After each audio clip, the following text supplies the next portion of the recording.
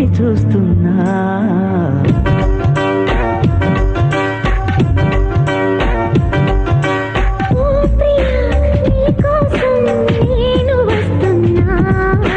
ఓ సఖి నీకోసం వేచి చూస్తున్నా. మనసులోని మాటలన్నీ మల్లెపూల మాలగట్టి నీకు అందజేస్తున్నా. మాసిపోని మమతలన్నీ నీకు సొంతమేలే అంటూ ఉట్టు వేసి చెబుతున్నా. నీకు సొంతమవుతా అంది మౌన రాగం. ప్రాణమల్లె చూస్తా అంది ప్రేమ గీతం.